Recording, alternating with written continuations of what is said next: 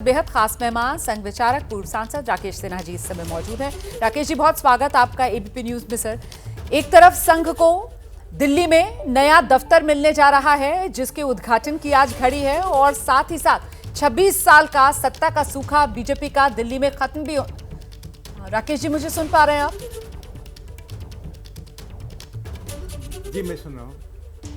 जी, राकेश जी नमस्कार। स्टूडियो से रोमाना बोल रही हूँ। मैं ये कह रही थी सर कि एक तरफ संघ को दिल्ली में नया दफ्तर मिलने जा रहा है जिसका आज उद्घाटन की घड़ी है, और वहीं दूसरी तरफ दिल्ली के नए मुख्यमंत्री के नाम का भी आज ऐलान होने जा रहा है। और इसी को लेकर ये शुभ घड़ी सर, वो कहते हैं ना कि एक नहीं दो खुशखबरी का ये मौका आया।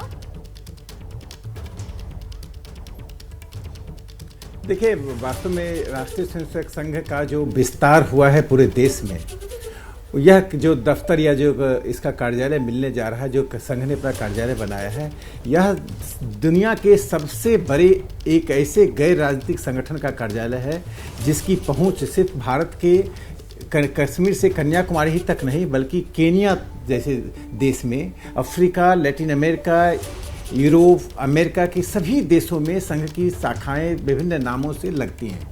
इसलिए आज उस आवश्यकता को देखते हुए राष्ट्रीय स्वयंसेवक संघ ने एक नए दफ्तर में अपना प्रवेश किया है। लेकिन आपने दूसरी खुशी की बात बताई कि दिल्ली को सचमुच में एक अराजकतावादी नेतृत्व से मुक्ति मिली है। दिल्ली की जनता पिछले दशकों से तरस रही थी विकास के लिए, तरस रही थी एक सुशासन के लिए। एक कन्फ्रंटेशन की राजनीति और अयोग्य दृष्टिहीन लोगों के हाथों में दिल्ली की सत्ता आ चुकी थी, जो सड़कों पे अराजकता फैलाने के लिए महारत हासिल कर रहे थे। ऐसी स्थिति में आज मुझे लगता है कि जो आपने कहा, दोनों ही समाचार इस देश के लिए अच्छा है। एक राष्ट्रवादी आंदोलन जिस ढंग से इस देश में आगे बढ़ रहा है, उसका ये सूचक है। सर, आपने जिस बात का जिक्र किया कि साहब संघ जो है वो गैर राजनीतिक संगठन, और इतना बड़ा दफ्तर दुनिया में शायद ही किसी ऐसे संगठन के पास इस तरीके का दफ्तर हो, लेकिन वो सत्ता में जो संघ की पकड़ है सर, उसके बारे में भी, जो संघ की धमक है उसके बारे में भी सब जानते हैं, वो किसी से छिपे हुए नहीं है। और ऐसे में अब जबकि दिल्ली का अगला मुख्यमंत्री कौन, इस सवाल का जवाब तलाशा जा रहा है, तो यहां पर भी माना जा रहा है कि एक फैक्टर वो संघ से जुड़ाव ही रहने वाला है। क्या आपको ऐसा लगता है सर? देखिए, संघ से जुड़ाव तो सुनिश्चित रूप से रहेगा। जो भी कार्यकर्ता काम करता है, जैसे मोहन भागवत जी ने पिछले दिनों अपने भाषण में एक बात स्पष्ट रूप से कहा था कि संघ का कार्यकर्ता निर्लिप्त भाव से काम करता है, अर्थात उसकी अपनी इच्छा नहीं होती है। जो दायित्व दिया जाता है वह काम करता है, और दायित्व जब जैसे दिया जाता है वैसे ही काम करता है। इससे मुझे लगता है कि संघ के स्वयंसेवक जब राजनीतिक दायित्व पे जाते हैं, तब संभवतः देश के लिए वह अच्छा होता है जो जनता अपेक्षा करती है।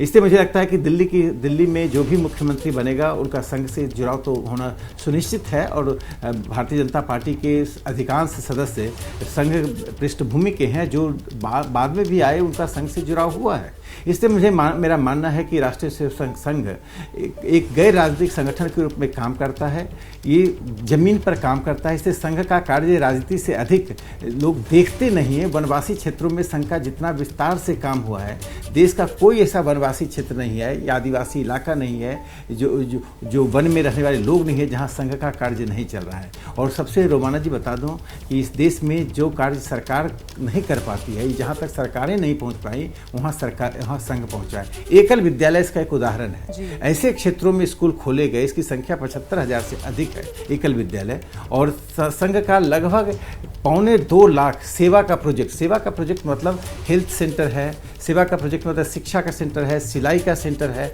इस तरह के कार्य जिसमें सेल्फ एम्प्लॉयमेंट भी आता है, स्वरोजगार भी आता है, और लोग जुड़ते हैं। तो मुझे लगता है कि राष्ट्रीय स्वयंसेवक संघ ने देश के सभी आयामों में, चाहे कला हो, संस्कृति हो, शिक्षा हो या मजदूर आंदोलन हो, संघ की पहुंच हुई है। इसलिए मुझे लगता है कि जो संघ का भी कार्यालय बना है, इस बड़े विस्तार को वो संबोधित कर रहा है। बहुत धन्यवाद राकेश जी, ये तमाम जानकारियां दर्शकों के साथ साझा करने के लिए। कुल मिलाकर देश के नागरिक और उनके जीवन को किस तरीके से सशक्त बनाया जाए, हर क्षेत्र में, हर पहलू में, वहां पर संघ जो है वो किस रूप में कार्यरत है, इसी का जिक्र राकेश सिन्हा जी कर रहे थे। दुनिया बदल रही है और ये भारत के लिए ला रही है इन्फिनिट अवसर, जिसे हम कहते हैं मिनट इन्फिनिट। आइए आइडियाज ऑफ इंडिया के मंच पर समझे इसी मिनट इन्फिनिट को 21 और 22 फरवरी abplive.com पर।